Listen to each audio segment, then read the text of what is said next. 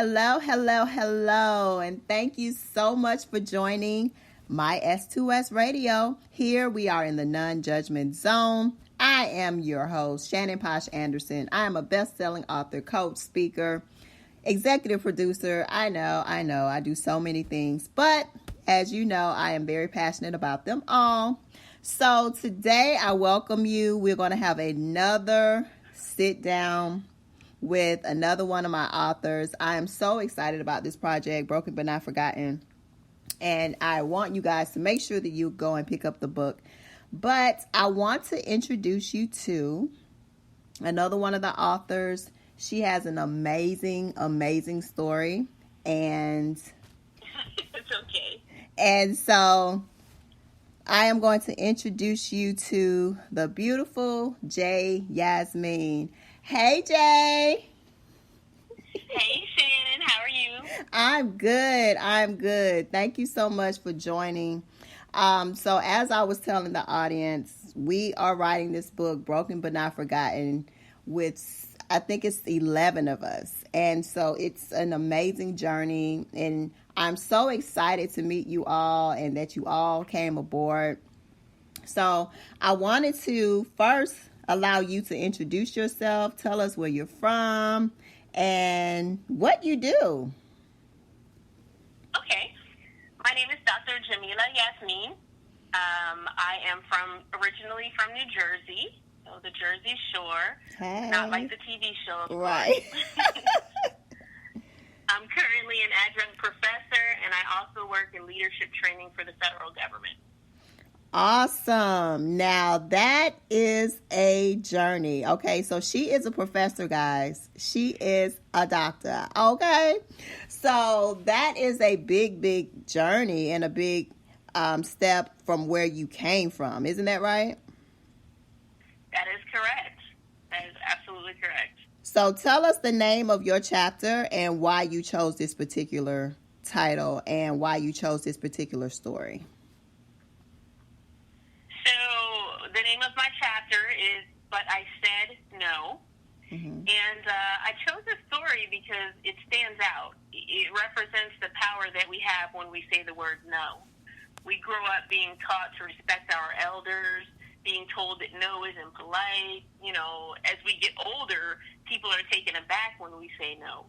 But what about when we have to say no to protect ourselves?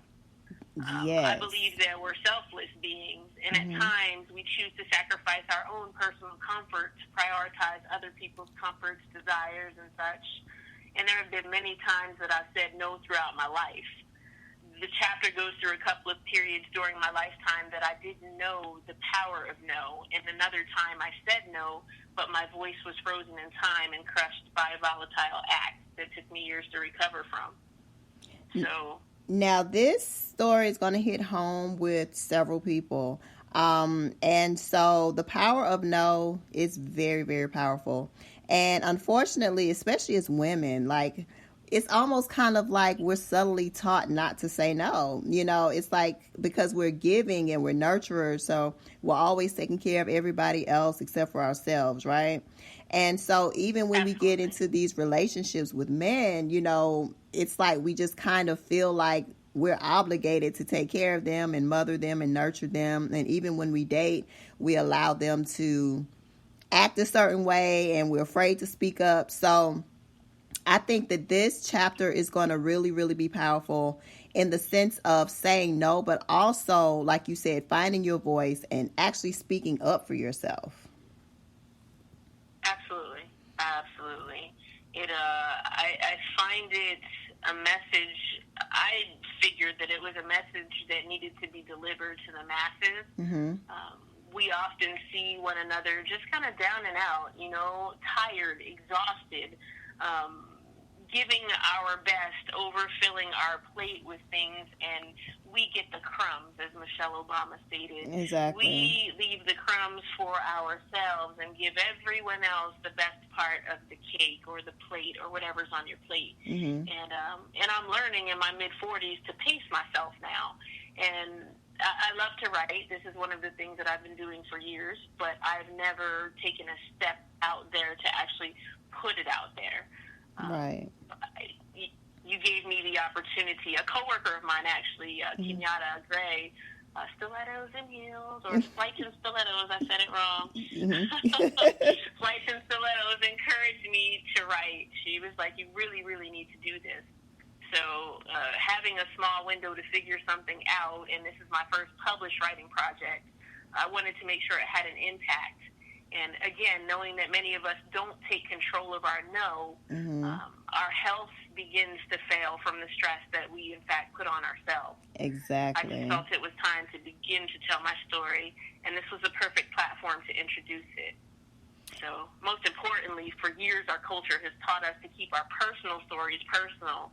And I feel very strongly that you can't teach today's youth or even one another by keeping the bad and the ugly a secret, you know?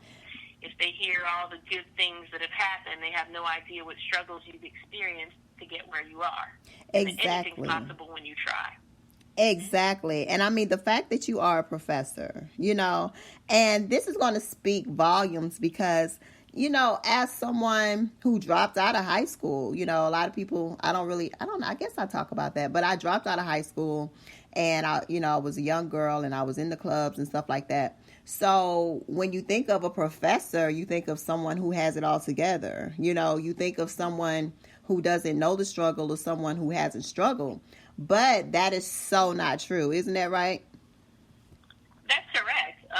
One of the struggles that led me to where I'm at now was within me, to be honest with you. My biggest struggle, which most people don't admit to, was me. I was always looking for a way to survive as opposed to learning how to live my best life early on. And I started running away from home at 13 and was in and out of foster care for a couple of years. Wow. Then when I went back home, things began to worsen. So I dropped out of high school in my last semester at 17 and worked a full-time job to support myself. Survival mode became full effect for me for years. And I mean, it still is, but not so much as it was before. Eventually, I wound up going back to school, going into the Air Force, going to college to get where I'm at now. But most importantly, having my children impacted my life. They pushed me to excel and not to give up because they depended on me wholeheartedly. And I've been very open with my children, all of their lives, to be honest with you, about my growing up, my childhood, running away, foster care, everything. Wow. So that they would understand and make different choices in their lives. And by no means am I saying that I had an awful childhood. It's just, again, I'm in my mid-40s, and during the era in which I grew up, we weren't necessarily allowed to be children completely. Right. You know, we had responsibilities. And when you do that, like my mother raised me the best way that she knew how. You can only do what you know. And when she raised me then, she did the best that she could with what she had. So, but again, in growing up and growing pains, I made decisions there too. And I'm so glad you spoke on that. Yeah, I'm so glad you spoke on that because I was a rebellious child. I did not like my mother. I felt as if she didn't protect me and, you know, certain things. I felt like all she was concerned about was making sure that we had a roof over our heads and food in our mouths, which sounds so selfish, right? I was like, all you do is work these 2 jobs. And my mom was like, girl, I got to work these 2 jobs. Like, what you mean, you know? And so you don't even notice it until you get older. And then you're like, wow, my mother had to work those 2 jobs for almost 10 years, you know? And right. And that was that was our reality. But like you said, you had a roof over your head, you had food in your belly. But again, when we go back to using the word no, there were certain things that were happening when I was growing up that shouldn't have happened. I mean, it just shouldn't have happened. So I don't want to give too much of the book away or too much of the chapter away with too much detail. So. Oh, yes, but definitely. I am so looking forward to this book. The chapter is amazing. You are an excellent writer. And the way that you write is very unique. So I know that it's going to touch the hearts of many. And just hearing your story, hearing your journey, even talking about the foster care and all that, I can't wait for the book, because that's one heck of a journey to go from running away at 13 to now being a professor. Like, that is a major process. So I'm looking forward to the book. Hint, hint, clue, clue. It's coming. This is the platform in which I'm going to begin.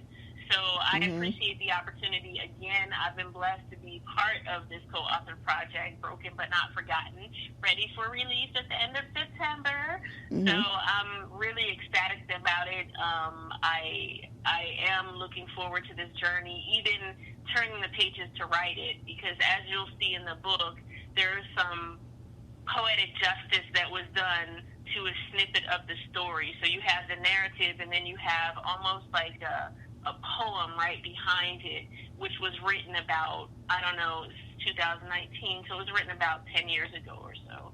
So again, it's just my thoughts, my feelings, my experience, and I know I'm not the only one who's experienced this. I encourage people to become one with their stories, because in life, I mean, you only have your word, right? Right.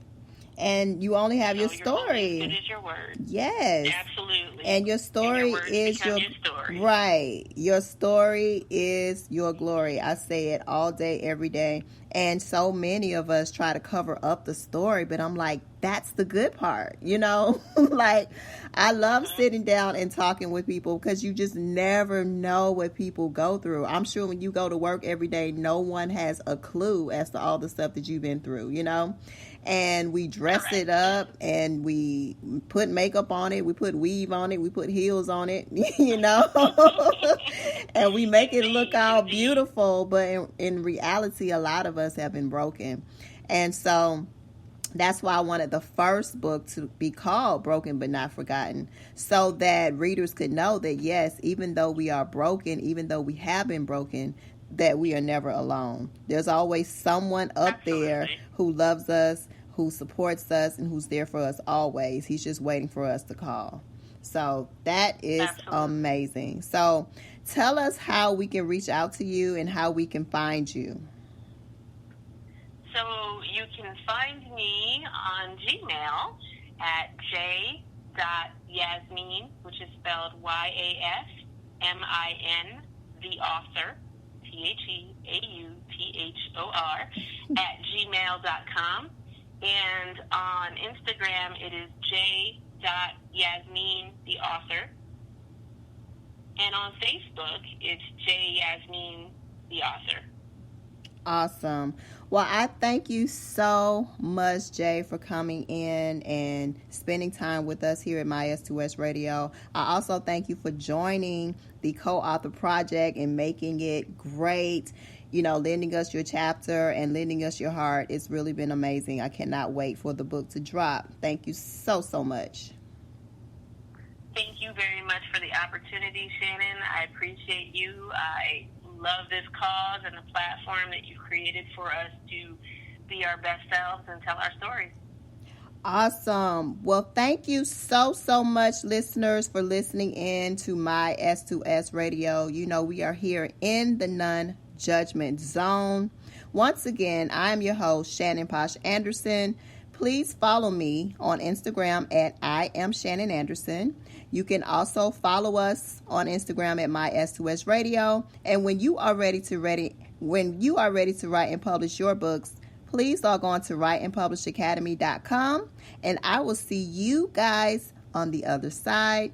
And peace and blessings.